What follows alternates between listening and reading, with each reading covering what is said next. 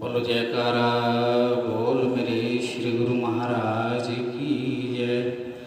बोलो साचे दरबार की जय। बोलो श्री नंगली निवासी भगवान की जय। बोलो श्री परमहंस दयाल जी महाराज की जय।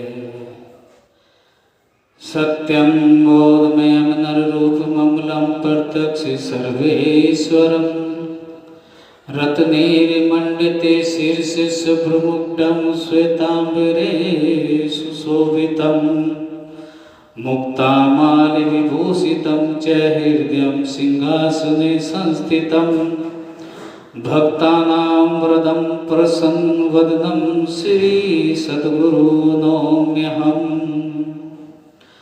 बोलिए श्री नंगली निवासी भगवान की जय। श्री गुरु महाराज जी की प्यारी संगत,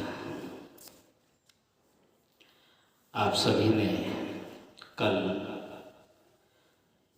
47वां अध्याय सुना।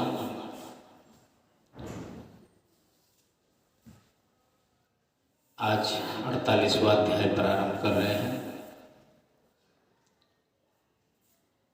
एक रोज इरशाद हुआ कि अजपा जाप के सिद्ध होने के वास्ते यह अवधि नियुक्त किया गया है। 8 माह मुँह से जाप करें, 16 माह कंठ से, 32 महीने हृदय से, तो उसका दिल निर्मल हो और उसके सब पाप दूर हो जाए। अगर कोई शख्स 5 साल नाभि से जपे तो नाड़ी नाड़ी रोम रोम से प्रभु नाम जारी हो जाता है। अब आप सोचिए कितनी बड़ी बात कही है। कहा है 8 माह मुँह से जो हमें गुरु मंत्र मिला हुआ है, 16 महीने कंठ से, 32 महीने हृदय से। अगर इतना जाप कोई करता है तो उसका हृदय निर्मल हो जाता है, उसका दिल साफ हो जाता है। और अगर नाभि से करे तो उसका रोम रोम प्रभु नाम में डूब जाता है। एक रोज इरशाद हुआ कि अजपा जाप करने वाले महात्मा बहुत कम देखने में आए हैं। दरअसल इसके साधने वाले होते भी बहुत ही कम हैं।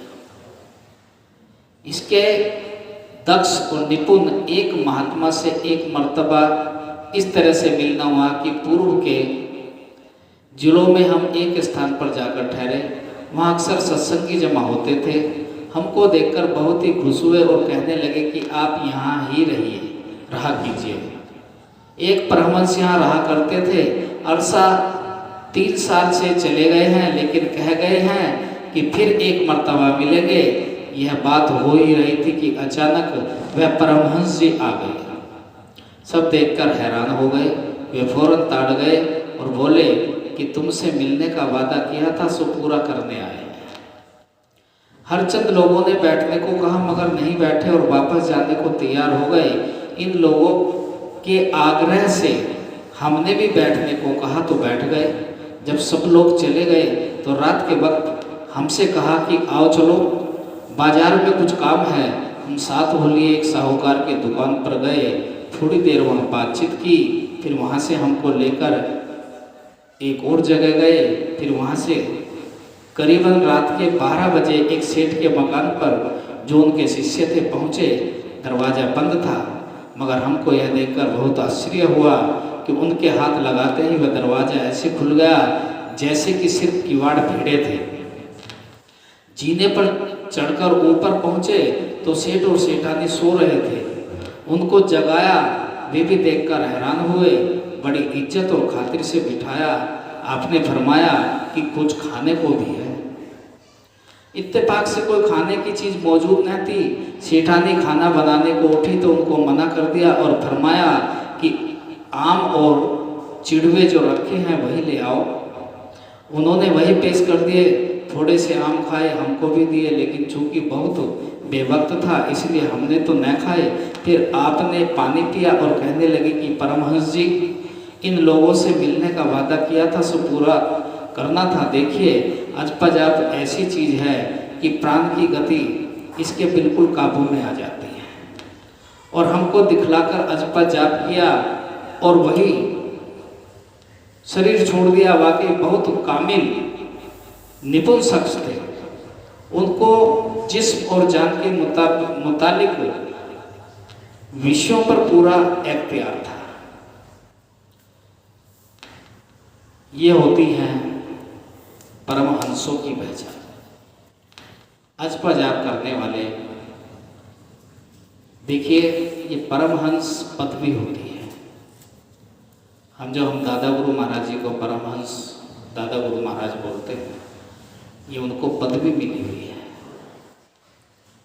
नाम तो उनका श्री अद्वैतानंद जी महाराज है, अद्वैतानंद, लेकिन परमहंस उनको पदवी दी गई, इसलिए उनको परमहंस महाराज जी बोलते हैं। एक रोज इरशाद हुआ कि मोहब्बत यानी प्रेम में 3 चीजों की जरूरत होती है, आशिक, इश्क और मासूम। प्रेम ख्वा हकीको, ख्वाज मजाजी दोनों बिल्कुल एक से हैं। मजाज में मिसाल के लिए सूरज को बतौर मालिक के समझो। सृष्टि की उत्पत्ति और प्रलय ऐसे ही करता है जैसे सूर्य पानी को सुखाता भी है और बरसाता भी है। सूर्य मंडल के लिहाज से सूर्य एक देशीय भी है और रोशनी और उजाले के ख्याल से सर्वदेशीय भी है। सूर्य के देखने में 2 तरह का पर्दा होता है, एक तो अब्र यानी बादल का और दूसरा अपनी निगाह के फर्क का, जैसे मोतियाबिंद, जाला व फूला वगैरह। अब्र का पर्दा हवा से हटता है, यानी अगर हवा जोर से और मुआफिक अनुकूल चले तो अब्र हट जाए और सूर्य दिखाई देने लगे। इसी तरह पर इस घट में जो पर्दा है वह प्राणायाम और अजपा के उपासना और अमल से हट सकता है, यानी मल विक्षेप वगैरह पर्दे उसकी जगह से दूर हो सकते हैं। मोतियाबिंद वगैरह आँख के फर्क का पर्दा डॉक्टर और हकीम के इलाज से दूर होता है और सूर्य दिखलाई देने लगता है। इस तरह आवरण रूपी पर्दा गुरु के उपदेश और तरकीब से उठता है। आत्मा रूपी सूर्य प्रत्यक्ष दिखाई देने लगता है, लेकिन जैसे बादल बिना दृष्टि का फर्क दोनों की मौजूदगी में सूर्य की गर्मी से उनकी मौजूदगी साबित होती है, वैसे ही मल विक्षेप और आवरण वगैरह पर्दों के पड़े होते भी मौत, जिंदगी और बहुत से कामों में लाचारी और मजबूरी वगैरह असरात के मालिक की मौजूदगी साबित होती है और उसका ख्याल होता है। अगर इस तरह की मौजूदगी से बिना इमदाद मुर्शिद के फ़ायदा नहीं उठा सकते, जैसे बाग में फूल लगे हों या शीशी में इत्र रखा हो मगर उसकी खुशबू अच्छी तरह से तभी आएगी जब कोई शख्स फूल को तोड़कर नाक से सूंघने की तरकीब बता दे या इत्र के फुए को जिस्म और लिबास में लगाए और मलने की तदबीर समझाए। जैसे अब्र दूर के लिए अनुकूल हवा का इंतजार और बिनाई दुरुस्त होने के लिए डॉक्टर का एहसान और रजाजुई करनी पड़ती है, उसी तरह पर भजन के मामलत में भी प्रेम और मोहब्बत, एहसान और रजाजुई की जरूरत होती है। हट धर्मी से अगर कोई गुरु महात्मा और मालिक के इनकार करने वाला हो तो दूसरी बात है, फिर भी दुख दर्द और बहुत से कामों में लाचारी और मजबूरी उनकी हस्ती और ज़रूरत मनवाकर छोड़ती है। अजपा जाप की महिमा तो अजपा जाप जपने वाला ही समझ सकता है। कहा भी है, गुरु नानक देव ने माला के जाप करते हैं, बहुत लोग माला हाथ में ले ली, राम राम राम राम हरे कृष्ण हरे राम, लेकिन कहा है माला तो कर में फिरे, कर कहते हैं हाथ को, माला तो कर में फिरे जीभ फिरे मुख माही, जीभ से हम राम राम राम जाप, मनवा तो 34 फिरे, मन चारों तरफ घूम रहा है। तो नानक देव जी कहते हैं तो भाई ये तो सुमरन ना है, ये सुमरन नहीं है। सुमरन तो अजपा जाप जो बिना जपे ही जपा जाए। सांसों की माला से सुमरो में पी का नाम। पी कौन है? वो परम ब्रह्म जिसके नाम का हम सुमरन करते हैं, गुरुओं के द्वारा जिसका नाम हमें बख्शा जाता है। जब हम उसके नाम को सुमरते हैं तभी हमारी मुलाकात उससे होती है, और जब उससे मुलाकात होती है वही वो पल होता है जिस पल हम वैकुंठ धाम में होते हैं। शरीर यहाँ पड़ा होता है और हमारी आत्मा वैकुंठ की यात्रा कर रही होती है, प्रभु मिलन कर रही होती है। और ये सब कब होता है? जब हम अजपा जाप करना शुरू कर दें। और जो अजपा जाप लेने के बाद भी, गुरु मंत्र लेने के बाद भी जो व्यक्ति नहीं जपता, उसे कभी कुछ हासिल नहीं होता।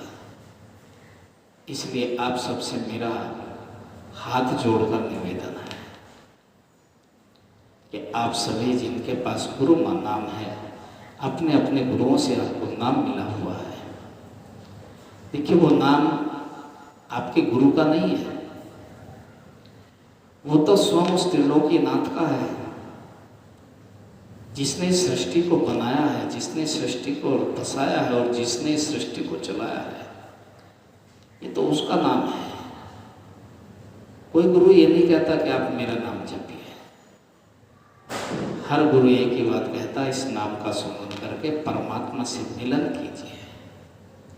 और जो व्यक्ति उस नाम का सुमरन करता है, अर्थात अजपा जाप करता है, वो निश्चित एक दिन अपने लक्ष्य को प्राप्त कर इस जीवन को धन्य करता है और इस जन्म मरण के चक्कर से मुक्त होकर श्री चरणों में पहुंच जाता है।